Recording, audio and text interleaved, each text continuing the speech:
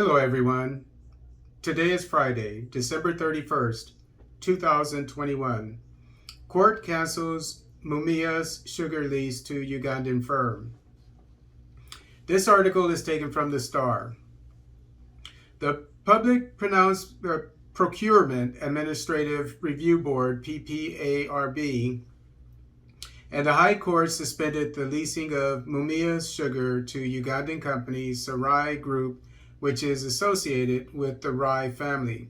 The suspension will last until petitions challenging the award are both heard and determined. In a notice to Mumia's receiver manager, Punagipali Venkata Ramana Rao, PPARB stated that a request of review was filed with the board in respect to the leasing and operating of assets belonging to the troubled miller. Under Section 168 of the Public Procurement and Asset Disposal Act 2015, the procurement proceedings are hereby suspended and no contract shall be signed between the procuring entity and the tenderer awarded the contract unless the appeal has been finalized, the notice stated. In a separate High Court ruling, Justice Anthony Ngungu on Wednesday at the Milimani High Court certified as urgent and ordered Rao not to proceed with the lease award to the Ugandan firm after hearing a petition by Tumaz and Tumaz Enterprises. Tumaz placed the highest bid and challenged the award of the tender to the Ugandan company at the High Court, citing fraud, mistakes, and illegalities in the tendering process. It is clear that if a contract is entered into as apprehended, the proceedings herein would be rendered nugatory. On that basis, I grant stay in terms of prayer 5 of the Chamber summons, ordered Justice Ndungu. That order effectively stopped Rao from executing any lease agreement and contract with respect to the leasing and operation of the assets of Mumia Sugar. The court fixed a hearing date for January 21st, 2022. In the court papers dated December 29th, 2021, Tumaz argued that the tendering process was tainted with fraud, mistakes, and illegalities. It further argued that there was lack of transparency in the manner in which the bidding process was conducted, arguing that upon submitting the bid and attending tender opening, the firm never heard from the receiver manager either within 21 days stipulated under the law or at all, until when it learned from the press on or about December 22nd, 2021, that the lease had been awarded to Sarai Group under unclear circumstances. The first respondent failed to give all the bidders an open and transparent opportunity at winning the bid, thus compromising the integrity, fairness, transparency, and accountability of the process in violation of the Constitution of Kenya and other laws of the land. The firm further argued that Sarai Group was least qualified to be awarded the lease, considering that it was not the highest bidder. The court paper stated, Tumaz further argued that the process was so secretive that it was impossible to know who won the tender. According to the court papers, Tumaz had the highest bid of 27.6 billion Kenyan shillings, which is $244 million, against Sarai's 11.5 billion Kenyan shillings, which is 102 million. Again, compared to the 244 offered by the person that didn't get the bid, $102 million, again, opposed to the 244 million, got selected for the bid. Why? Okay, for the 20-year lease. And the one who offered more money, twice as much, wasn't even, from what I understand, was Kenyan, and wasn't even given the lease.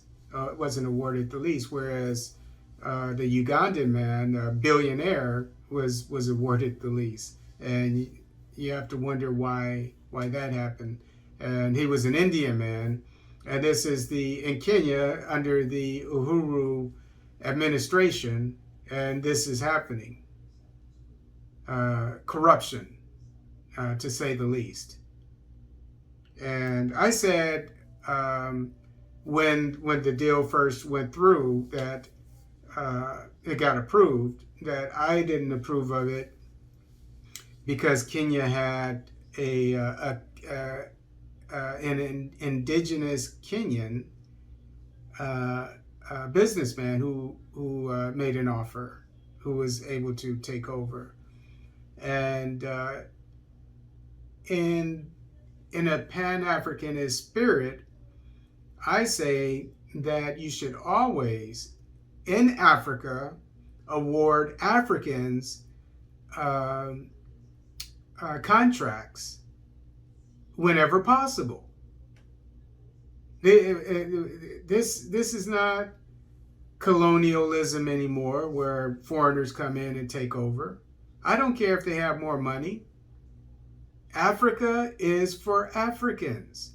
Now, you have two different kinds of people when it comes to governance in Africa and around the world, in the United States and Europe, wherever.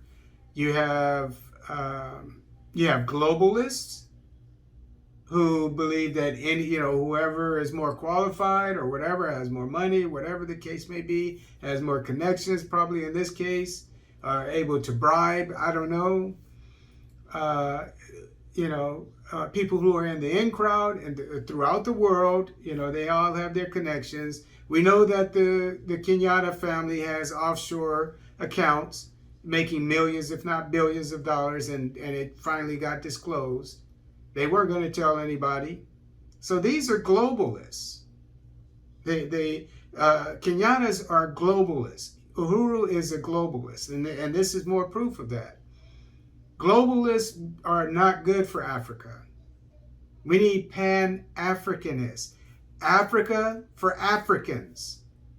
And I would recommend to whoever wants to become the next president of Kenya to make it a campaign issue. In this case, this highlights the need, in my opinion. I'm not a political expert. I'm not a political scientist, but as a Pan-Africanist, I'm just going to give my 2 cents. I think there's a need in Kenya, as well as throughout Africa, for a law, an indigenous law, that says that if an indigenous African,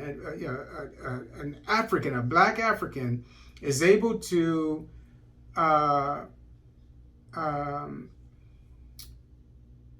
is qualified for to overtake a business or whatever, or a contract or whatever, and is competing with non-soil Africans, non-blacks who happen to be in Africa, that it should always go to the African of the soil, the black African.